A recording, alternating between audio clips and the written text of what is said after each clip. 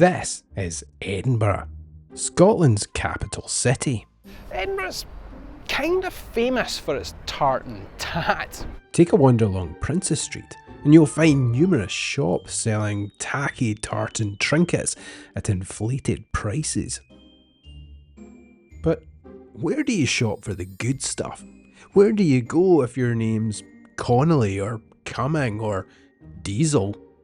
The rough history that we know of the kilt is that it was worn by Highlanders in the 16th century, and it was a big wraparound thing called the Philomore, the Great Kilt.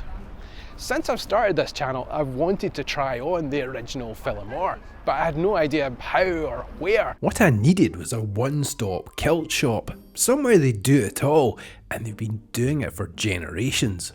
I found what I was looking for on the Royal Mile, and a fourth generation Kiltmaker pushing the boundaries. What started as a simple video about the Great Kilt turned into an exploration of all things kilt. Welcome to Scotland Unplugged. And the past, present and future of the kilt.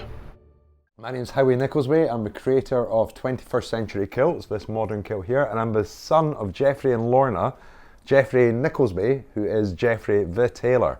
Because my grandfather was in the industry, William Nicholsby, and him and my dad fell out, and my grandfather wouldn't let him use the name Nicholsby.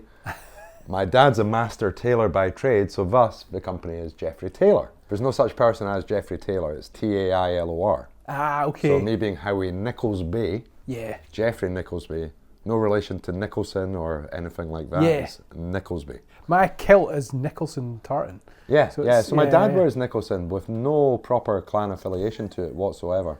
So I don't wear Nicholson. I wear Holyrood tartan and Strathclyde tartan at the moment. I wear Hunting Stewart quite a lot because it's an open public tartan. But I spend most of my time in denim. Because I wear a kilt every day now. It's 25 years. You're in jeans. The world's in jeans and Nikes. Yeah. Wearing a denim kilt today. I've had the black on earlier, and this is the blue denim. I get most of my denim from the Cloth House in London, really good quality, Japanese, European denims. I'm wearing Jordan 5 Washingtons, Nikes from New York, District 1 shoe shop. I like Nikes with a kilt because everyone wears Nike and Adidas and you want it to be everyday wear, and I don't look like I'm going to a wedding. Howard the Duck t-shirt for obvious reasons, but it's the greatest film ever made. And there will be a new Howard the Duck film coming, I promise.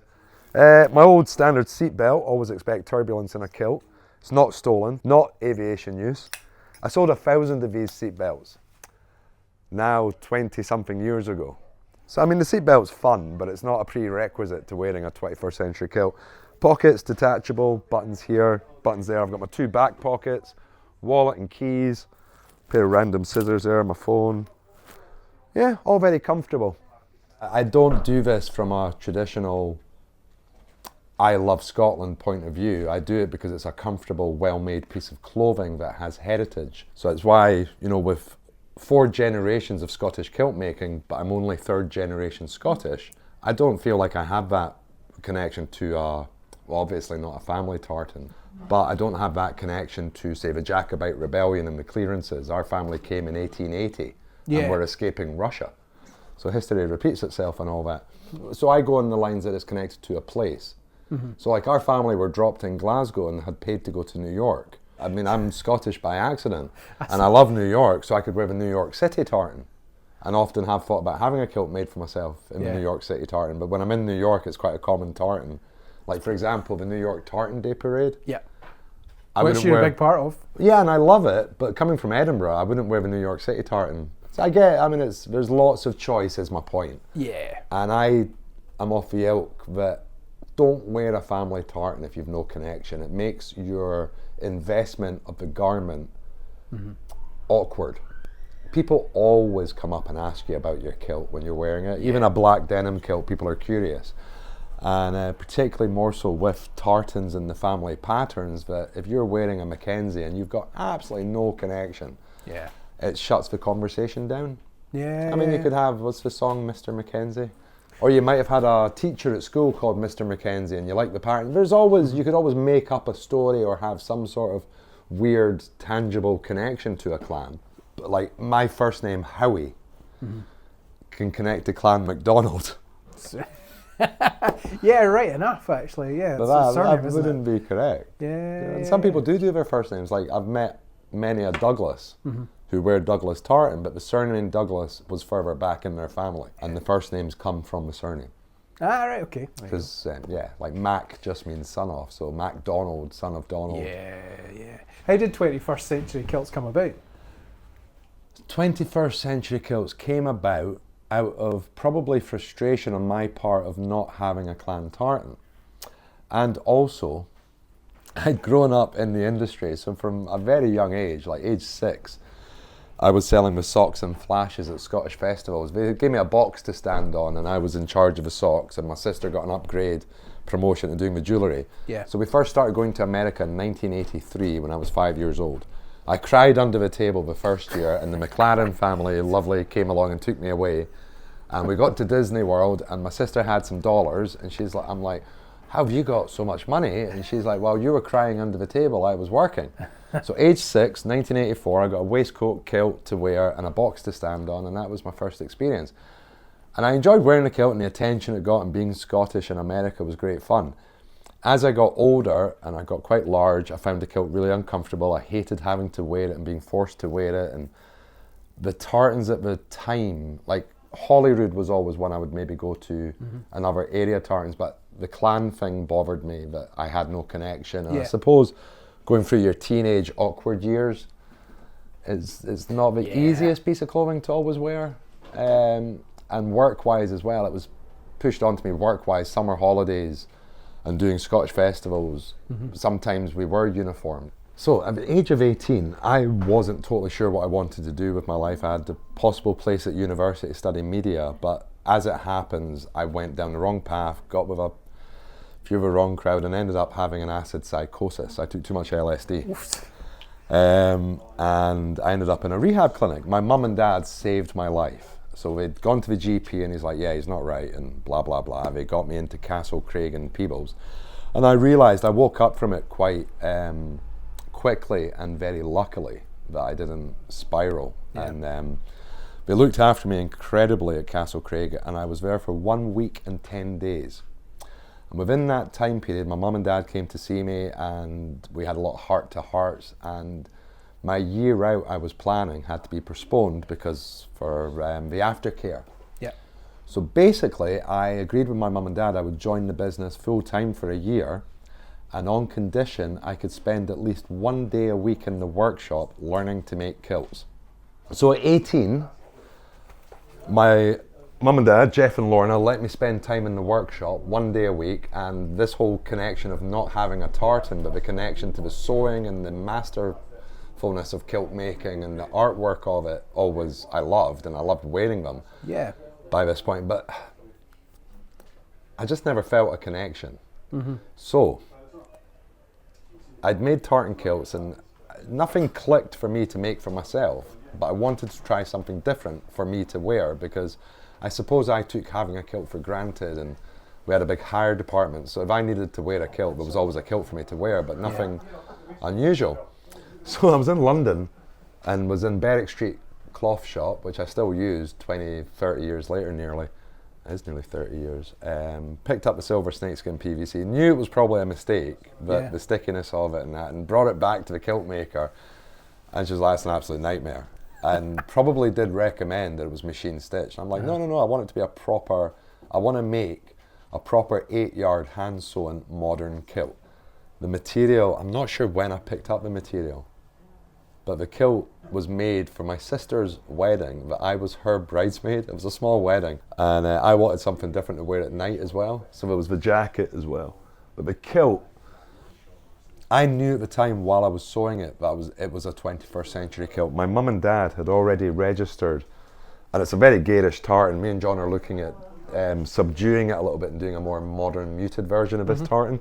So this tartan's called the 21st century tartan, and my mum and dad registered it in, well, it says 97, but the design was done in 95, if not earlier actually. That's funny it says 97.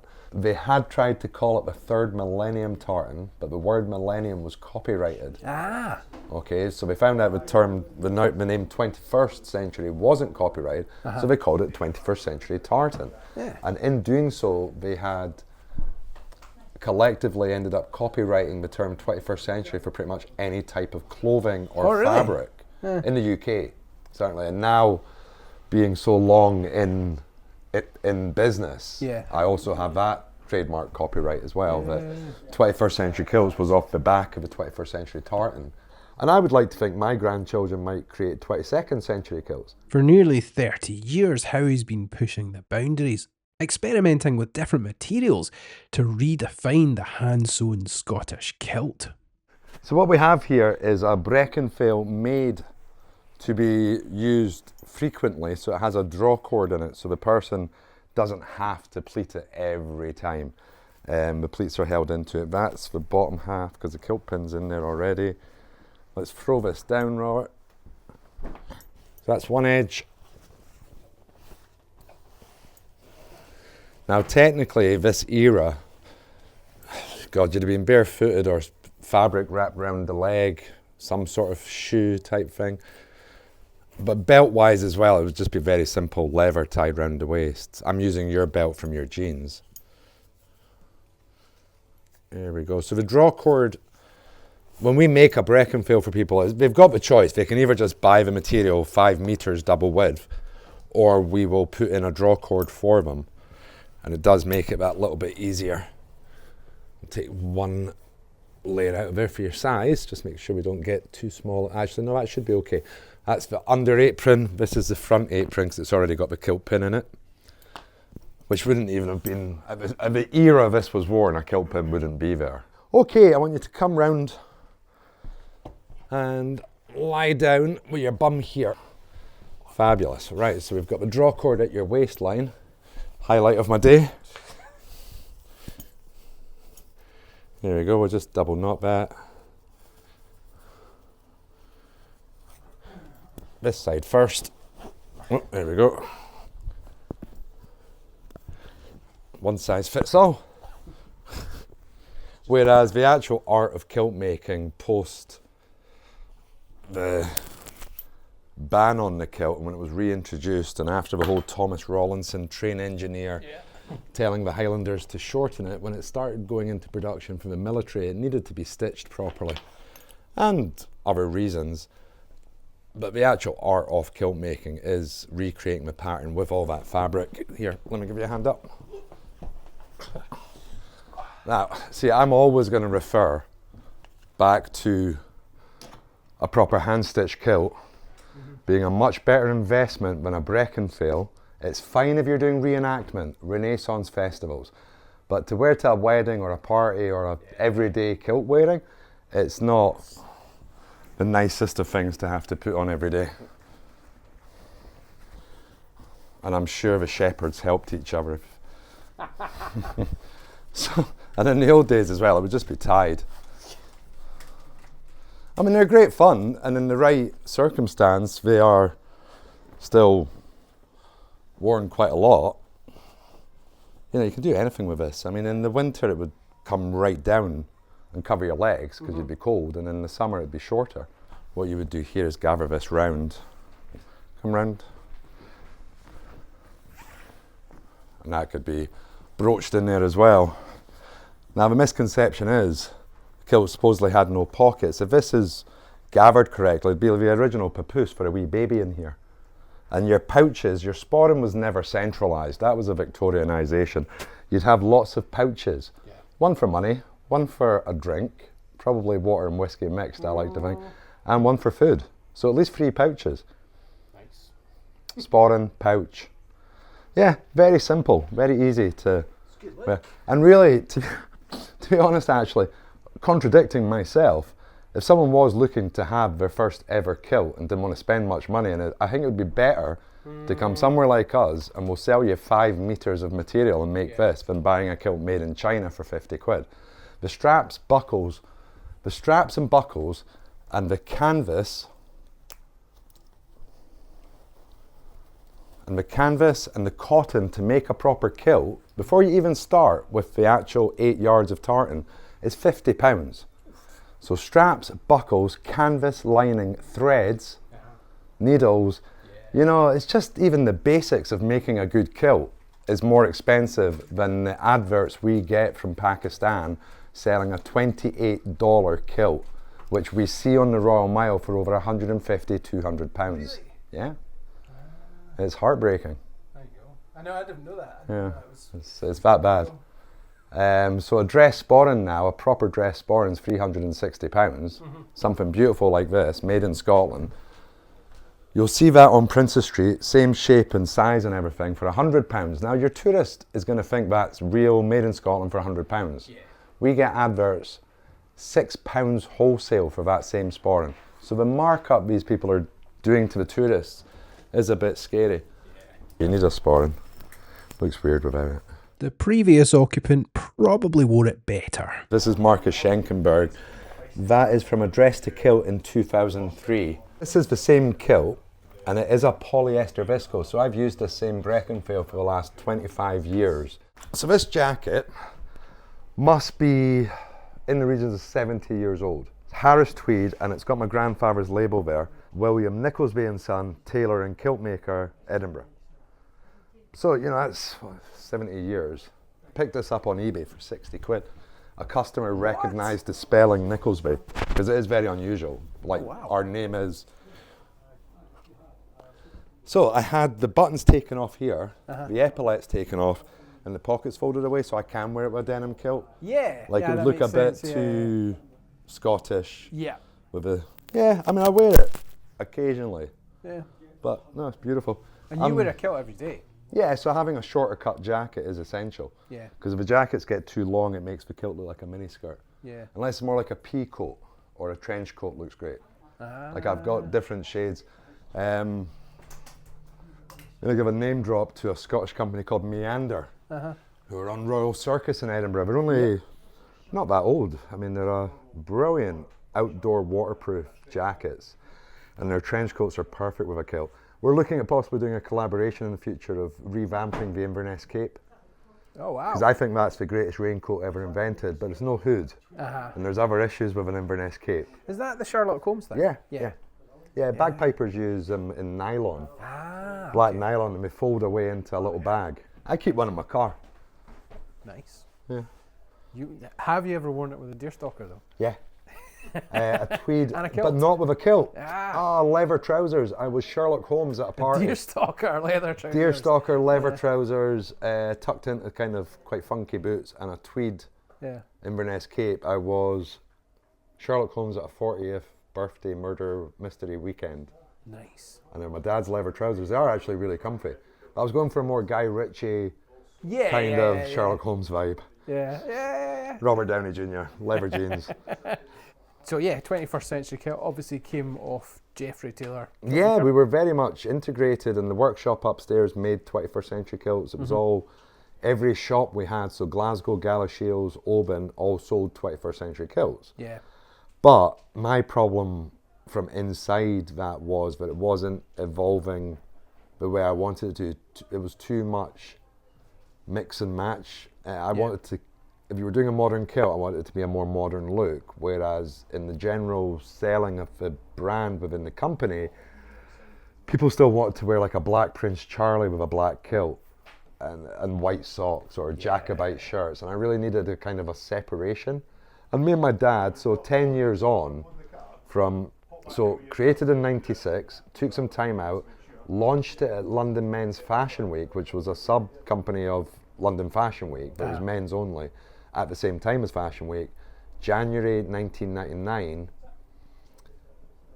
and that's when started to get sort of a bit more PR coverage and some awareness of it. Yeah. That we were the only Scottish company doing something alternative, whereas Jigsaw Menswear, Chris Bailey, designer, Tommy Hilfiger was experimenting a wee bit, Topshop, all sorts of, it was like monkeys on different islands using tools at the same time. There was Utility Kilts out of Seattle in 96. So they'd started to get a name for themselves. So there was a movement.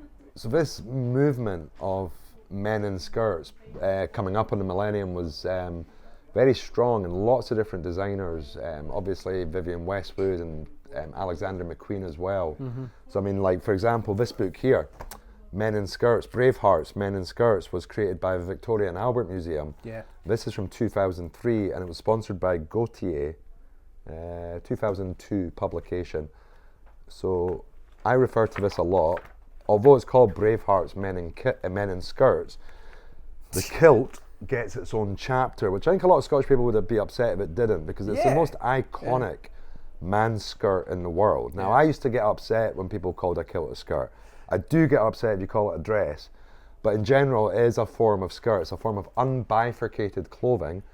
And then if we really look back in time, like people ask me, oh, did Scotland invent the kilt? Where's the first kilt from and all that? I say it's Egyptian, 7,000 years ago. You've got the Pharaoh's kilt, which is a pleated skirt. Now the word kilt is Danish, Norwegian, Scandinavian. Kilte means to tuck or pleat. Civilization, humanity have been tucking and pleating things for thousands of years. And then if we look to Africa, so we've got the robes of Greece and Rome. And then let me get to my Maasai warrior friend here. That looks like what you tried on. Yeah. You know what I mean? It's a Breckenfell basically. It's just lighter weight and less material because it's Africa. But it has a check, and that can be connected to tribal patterns, but also the form of camouflage. So we look at nature. Zebras have stripes and they hide in tall grass. Yeah, I mean, that's a massive Tommy Hilfiger advert, but really captivated a lot of press and attention. Just how casual and unstructured the look is. Yeah. I mean, they've not even bothered with kilt socks. You don't know if they've got sporns on, but I doubt they even do. And complete clash.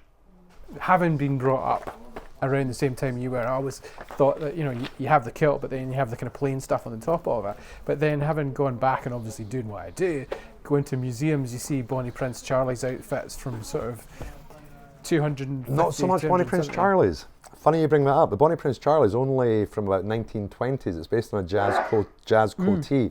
So it's more like Sheriff Muir coatees and mess doublets, Montrose doublets, mess jackets, all military jackets that have been transformed or majorly embroidered. That's an amazing book from the National Museum by Rosie Wayne. 21st Century Kilts has been archived by the National Museum in the next sort of era. If you look at the stuff that Bonnie Prince Charlie himself wore, it's all, there's tartan on tartan on tartan. It's masses of tartan. It's funny how it my changes. favourite picture, well, does it change? Because if we look at this, and let me grab my friend Alan Cumming off the staircase, and he is a fabulous guy. So that's 2009-ish, 1835. Alan could walk around 1835 dressed like that, and if he had a head, he could walk about Edinburgh dressed like that. Although the socks are too high, obviously, we need a bit of leg. But you know what I'm saying, the timelessness. And here we have the rather scrumptious, so my wife tells me, Jack Tailor, although that picture is from 2009 as well. And then we've got this old chap I like to call Hamish, from 1908, dark socks, tartan kilt, checked jacket. So history very much repeats itself. There's no real such thing as kilts in fashion. Although Vivienne Westwood and Jean-Paul Gaultier did amazing things, and Alexander McQueen, yes, it's high fashion, but it's also timeless. I reckon a woman could be wearing an Alexander McQueen dress in 200 years. Yeah. So is that fashion, or is it antiquities? Is it anthropology? It's the good stuff. It is the good stuff. We sold a beautiful sporran earlier on to a chap with Scottish roots. He's in Florida, and it was goat with a solid silver cantle. The sporran was about £2,000, but that will be an antique because it's not just a standard top, it's a one-off. So there's an investment in all your Highland dress as well. Yeah. Like that's Vivienne Westwood, absolutely incredible, but so traditional. Yeah. That look, from the tartan socks to the ghillie brogues, the military sporran, incredible. But to me, it's high-end catwalk fashion, but it's not fashion. Yeah, and I see what you mean. It's more like a delve into historical archiving, but in a fun, modern, catwalky type of way. Yeah. I mean, she's literally just trying to recreate the past there. Which, Yeah. yeah, it's beautiful. If you don't look back, we can't go forward. Yeah, yeah, And absolutely. if we rewrite history or forget history, bad things will happen. So obviously that's the kind of evolution of the kilt. I know people talk a lot about Walter Scott and kind of where the tartan side of it came in. My true belief as to why it still exists today is because it was banned. In Yeah. 1745, the outlawing of it made it seem mystical and some sort of connection to it generationally and legacy that maybe would have died out naturally with most national dress. But was it even national dress pre-Jacobite rebellion? Maybe it was just a certain part of Scotland, Yeah, the it was a- Highlands that wore tartans and things, and that's why it was seen as their identity, that if you ban that identity for a generation, there's less rebellion. Yeah. But it kind of it didn't go full circle, because when it was reintroduced, it was the aristocrats and the lairds and the lorries and the landowners that could afford it and did all this. I mean, this picture here, that's my favourite painting. We'll get a wee shot of that. I mean, Jacobite rebellion, like all the tartan. I mean, it's artist's interpretation. Like, it probably was a bit rougher and more rugged and barefooted even. George IV, and that outfit supposedly was in the regions of 60, 70,000 pounds in today's money. But if that was like solid gold and gold threads and everything was finished with precious metals and hand embroidery, this jacket here, if that was created now by an artisan, hand embroidered, I reckon it'd be about 20 grand. Yeah. Okay. Now, my jacket for my wedding, my wife's English, she's my rose, I'm her thistle. And obviously her bouquet was roses and thistles. That's got little bits of her wedding dress in it. I mean, that's an appliqued hand stitch. I know the person that did that for me now wouldn't do it for me now. I wouldn't be able to afford it. I mean, it was 2007, I got married, and the lady who did that for me at the time was still finding her way in what she wanted to do with life. She now designs wedding dresses, very high-end wedding dresses. So that jacket now is a bit like this. It's a bit an art piece that stays covered up in plastic, and I mean, I would still wear that jacket, just not my whole wedding outfit, but you know, it's not often you rock up to parties with embroidery on your back. So Geoffrey Tailor and 21st Century are now back together under the same roof. Yeah, it's fabulous. I'm very, very fortunate and lucky, and I feel quite blessed, especially with my business partner John Webster, who's the new Geoffrey. He loves it when I say that.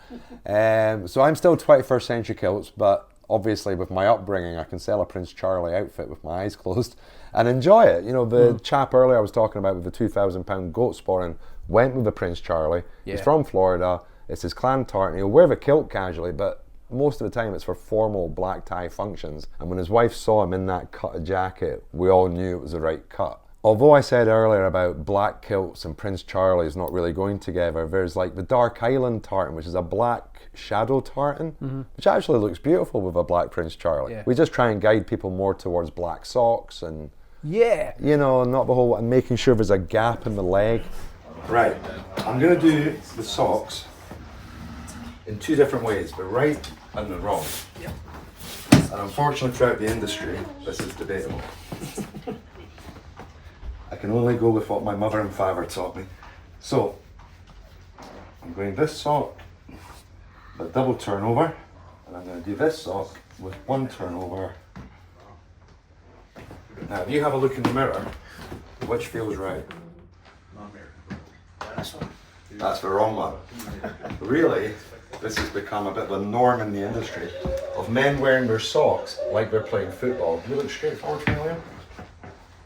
Okay, so the kilt is sitting onto the top of the kneecap.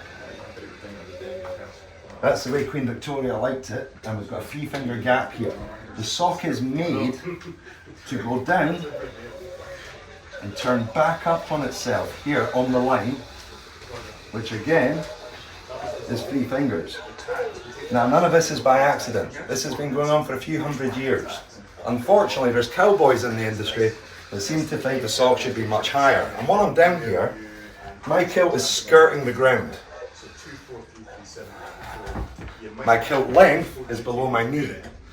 I wear my kilt pre-Queen Victoria military length. So when I kneel down, it's skirting the ground because that's how they check the soldiers' kilt sizes. This gentleman, Liam, is wearing a post-Queen Victoria, and a little bit of knee is expected to be seen. Geoffrey Tailor in 21st Century Kilts, we reunified it now. Nearly 3 summers ago I came back. I realised Mum and Dad were ready to retire, so they were ready to move on. I came back. John Webster, my hero, the one and only, he came back to us. Me and John used to travel to London every month and did a fitting service in our 20s, so 20 years ago now. And did a hotel fitting service in London at Ramada Jarvis. We're both too old now and don't want to do that sort of thing, and customers come from London and around the world. We're very happy under one roof again, and people do come from all over, and the beauty is a 21st century kilt does go with a traditional kilt jacket. You know, so myself, I've started again having good fun with the high-end ski and doos, like Damascus steel ski and doos with proper stag and wood handles. They're works of art. Yeah. So it's like from top to bottom, when dressing myself, this was a morning suit wedding in North Norfolk, and I was the only kilt outfit at it. That's the colour version. I'll talk you through the outfit. So we've got a pair of Joseph Cheney boots here, which again our customers get a lovely discount on. The beauty of these boots is there's no zip here. Mm-hmm. They're expensive, but they're a lifetime purchase, and if worn with hose tops, which we invented Scotland, the leg warmers, usually worn with spats by the pipers. So I wear boots instead of spats. That's where white socks came from. Yeah, unfortunately, yeah. The spats and the socks got too expensive, so white socks. And also black and white TV producers couldn't see the dancers' legs and went out and bought white stockings. So I've really enjoyed coming full circle and going back to wearing these sort of more traditional accessories and bits and bobs, and also even my mum and dad's button design is a antique finish with a, so we do a Geoffrey Tailor collection, which I obviously didn't have access to for 11 years. And it's a wee G and a T in there for Geoffrey Tailor. And we have the buttons that match, the sporran tops that match, and obviously no one can copy it and no one does it. So people who come to us, there's the legacy of 4 generations and the quality that we pronounce, but also the individuality that no one's copying that anytime soon in Pakistan or China. Yeah. And that's where me and John want to separate ourselves from the rest of the industry who buy in a lot of stuff from abroad or have factory-made kilts and pass them off as made-to-measure, custom-made kilts. Yeah. It's been custom-made for you and made to your measurements, but it's gone around a factory line where no one knows how to make a kilt. Someone knows how to pleat, someone knows how to put straps and buckles on. They're all on minimum wage. And the art form of actual real hand-sewing kilt making will die out. Last time I was here, I was watching their Kiltmaker making things, and it was just interesting seeing how much experience they've got and how much goes into it. And even talking to Derek, and he's resizing someone's jacket, and it's a Bonnie Prince Charlie jacket, and he told me he was taking 6 inches off the jacket, and it was a father that was handing the jacket down to his son. It's beautiful. So it's more than a lifetime investment. It's actually your son's lifetime investment. Yeah, I mean that's 3 generations that jacket of age. Yeah. Like although my grandfather's company made the jacket for a customer, and it's ended up on eBay. Yeah. It's probably been worn by 2 different people, Yeah. and then it's not relatives, but I've got a relative connection to it. Yeah. Over 70 years. I was looking at your best customer over there and his wall of kilts. Oh, Hamish. He was an absolute legend, but I cannot believe I'm going to say this. He is no longer my best customer. Really? Yeah, this is quite crazy, right? So Hamish was a collector. And before I met him, he already had man skirts. So in his own private life, he was in West Sussex, Storrington, West Sussex. So an older gay Englishman collecting man skirts, and he'd wear a tennis skirt in his back garden, quite happily.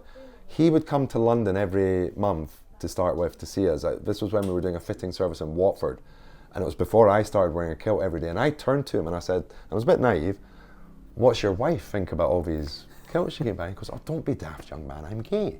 And I went, oh, right, okay, yeah, it makes sense. And in my mind, I'm like, wow, what a guy.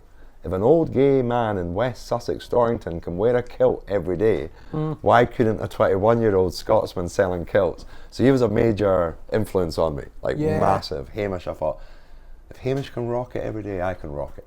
And yeah, so when he passed away, he left me his collection of 100 man skirts. Now there's only 30 Geoffrey Tailor 21st century kilts we made out that 70. There's a lot of utility kilts and other. Yeah. Some of the time he went with quantity over quality. He really did want to make it to the 100, and he got buried in his 101st kilt made by a Canadian lady.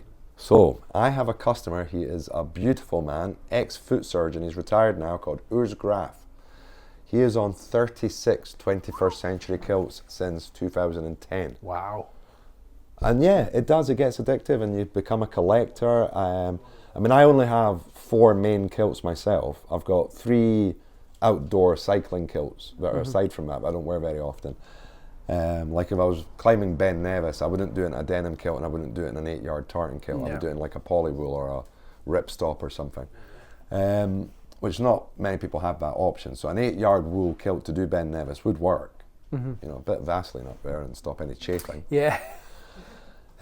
So yeah, it can get addictive. I mean, my average customer for 21st century kilts probably has 3 kilts, and a lot have 5.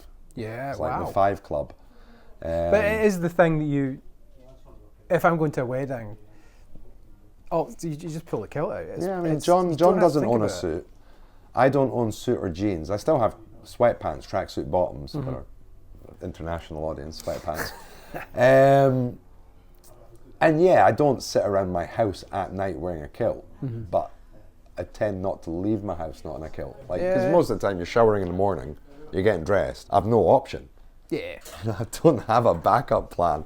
And the leather trousers I was talking about are kept here for zombie apocalypse, just in case, you know, because you can't bite through the leather. Yeah, I don't really see a practical reason why I would ever go back to trousers as an everyday.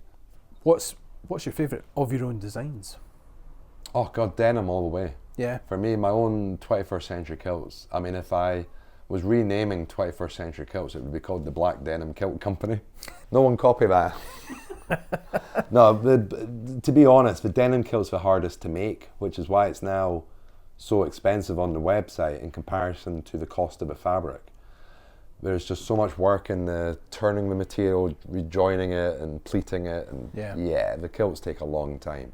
Yeah. So I mean, that's why their investment. It's why I only have 4 kilts, 2 denim and 2 tartan.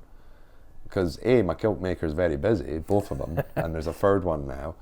And the rotation of the manufacturing, I can't just put myself in there in front of customers who have been waiting proper long times. Yeah. Because there's delays happen, and as soon as one kilt maker's ill or another kilt maker has a knee operation. Yeah.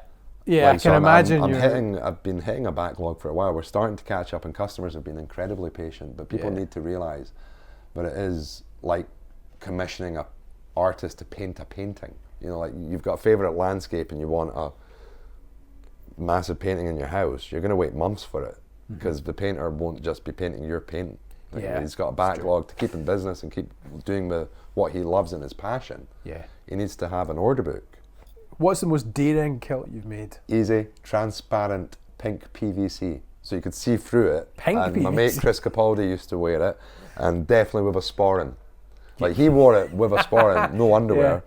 There is a archive picture of a BBC Blue Peter presenter wearing that transparent kilt but with big white boxer shorts under. Yeah, that was more back in the day.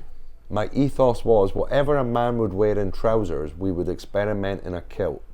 So at the time, fetish clubs and all that were kind of getting a bit of awareness. Yeah. And you know what was a good example? Eurotrash would go to you. Yes, yeah. Right. So guys in like transparent PVC thing, giving it. I thought, yeah, got to do a kilt in that and give it a try. It was disgusting and sweaty, and I never wore it, thankfully. And we only ever sold 2 of them. Yeah. So that was kind of where I was going with things, of just experimenting with all fabrics. So it was like velvet polka dot kilt that I sold to Richard Fairbrass from Right Said Fred. Oh wow. He bought a few. yeah, everything I ever experimented material-wise, I always sold them eventually. Like that's the black polka dot one, purple and black polka dot, velvet.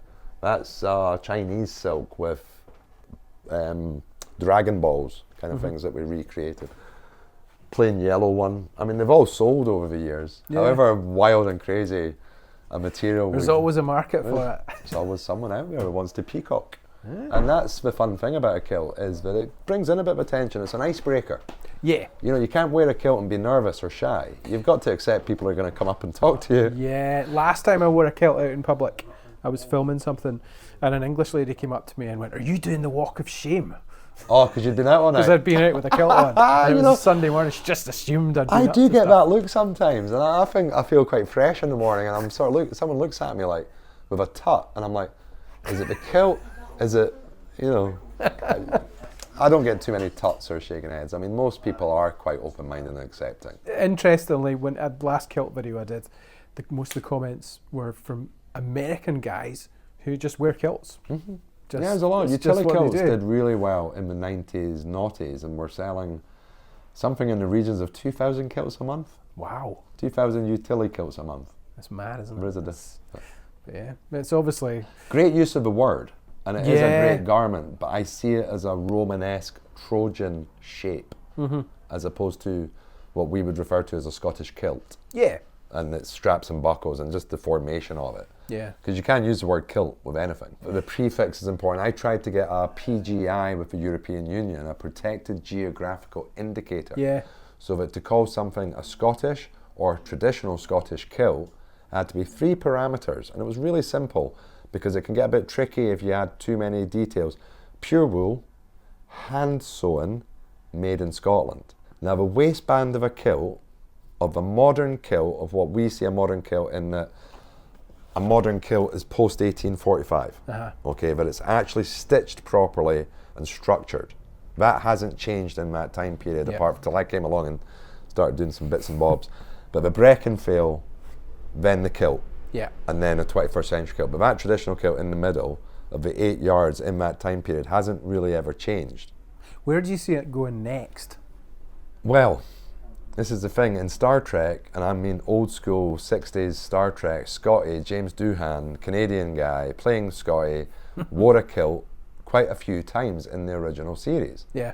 And it's a classic, I think it's white and black Scotty wears in one and a red Scot in another season. But he wears it as anyone would wear full traditional Highland dress today.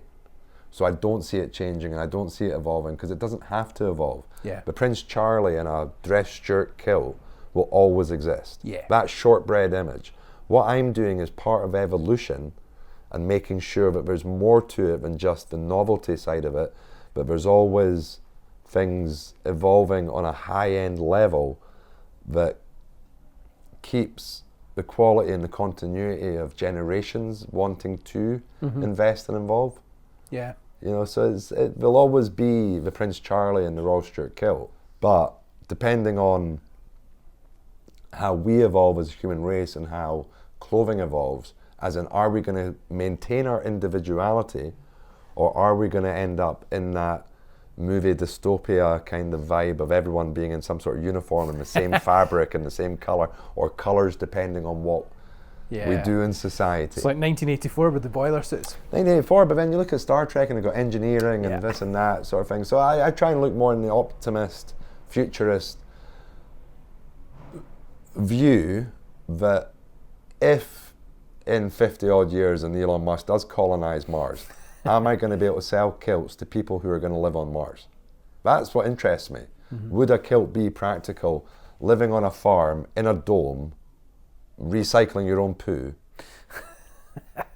Would a kilt still have any practical viability, or would you be in a jumpsuit like in these futuristic films, and the jumpsuit's a special material that breathes and you can pee in it if you want? And I don't know where the future is going to be, but there's certainly lots of ideas, and the human race is fascinating, and we will always strive to do better and exist better and evolve. Although we've had the oil and fossil fuels, the awareness of the survival of the fittest mentality of the human race and just me sitting in Edinburgh and evolving kilts. Everything evolves, and usually for the better. Yeah. You know, a kilt, I like to think my tartan kilts with 3 pockets that can be hidden and worn traditionally is a good evolution to a traditional kilt. But it's handy having my phone pocket, my wallet and my keys. You know, I'll put a traditional kilt on for you. Sorry, I'll put on a tartan 21st century kilt, which is a traditional kilt because it's 8 yards and hand sewn. Yeah. It's like the champagne of kilts. Perfect analogy, because the PGI I was talking about, Protected Geographical Indicator, they'd only do it for food. Champagne, Parmesan, haggis, whiskey so habit. They won't do it for clothes because the Germans at the same time were trying to protect the lederhosen. Right. Have you ever been in the airport? Fair enough. Well, have you ever been in the airport in October and seen the flights to Germany? No. British guys in cheap, nasty plastic lederhosen. So imagine how the Germans feel when all these Brits turn up in this cheap, nasty looking Bavarian national dress. It's horrible. All the Scottish guys probably turn up in kilts though. Well, this is what bugs me with the Tartan Army. God bless them. I love the enthusiasm and support. But most of these guys have got proper kilts, and they go out and buy £50 kilts because they think, oh, I don't want to ruin my real kilt. But if they're going off and representing Scotland, why not just wear your proper kilt and spend £40 when you get home having it dry cleaned? Yeah, you know, if you rip it, it can be fixed. Yeah. And it's a story. Who wears it best? You know, I really wish Vin Diesel would wear his leather kilt more often. 22 years later, he looked amazing. I mean, I still bring it, like, and it gets brought up the European MTV Awards in Edinburgh. Yeah. 2003, Vin Diesel rocked a leather kilt the most of the show. And I put him in that kilt in LA on Halloween a few days before. So it was all right place, right time. Who's wearing it well these days? Brad Pitt quite rocks a Givenchy skirt. There you go. And I wish and really would like to do a kilt for Brad Pitt. I think he would love it and find it way more everyday comfortable. I don't know, Samuel L. Jackson in the film 51st State, Formula 51, we nearly did that kilt. He's got a brown tweed kilt, but the costume directors wanted a plain kilt. The screenplay really needed it to be a tartan kilt. Brilliant film, Formula 51.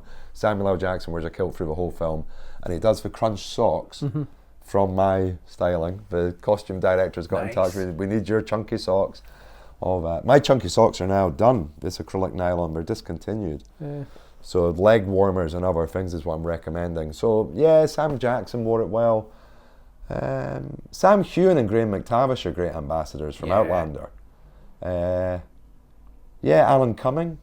It's brilliant. He's wearing his kilt recently on Traitors USA. Yeah, well, he was the Grand Marshal this year, wasn't he? Grand Marshal this year as well, yeah. While 21st Century Kilts kits out the New York Tartan Day Grand Marshal, this kilt belongs to a Mr. William Connolly. Geoffrey Tailor provides the uniforms for Holyrood Palace. I called in a week later when Howie and John had closed early, and they were getting togged up to go to the garden party.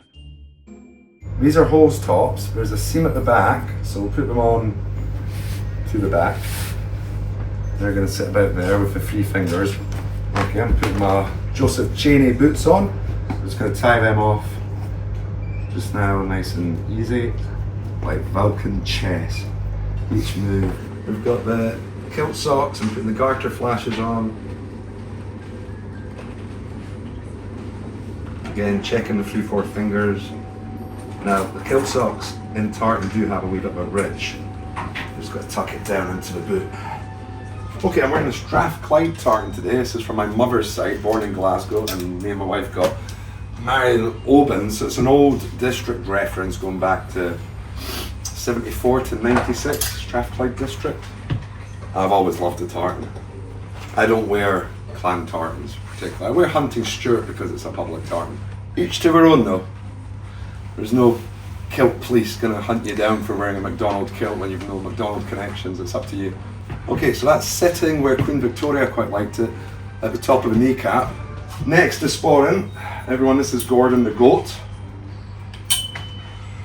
With the Geoffrey Tailor antique top, which matches our buttons. I'm just going to lay that to the side. I'm going to pop the chain on first. It's going through the belt loops at the back, under my pockets. So the detachable front pockets have been taken off the kilt. They button on, button off. You do not wear them with a sporran. please. Here we go. That's about right. So I'm putting the sporran on at the front using the D pieces. And then I'm popping the strap of the chain, the chain onto the buckle and strap of the kilt. And that's allowing it to lie at a really nice angle, and it takes any pressure off the side of the kilt, any damage from the chain. Gordon's looking good. I like a contrasting jacket and waistcoat, and I've gone full circle back to wearing a proper traditional kilt jacket. This is a polywool fabric, very comfortable to wear, and it's got a great colour range and also a bit of texture to it. So we'll just pop that there. Kilt nice and high. And that's covering the top of the kilt nicely. This is a House of Edgar navy, and it's the exact same navy that is in the House of Edgar Strathclyde tartan.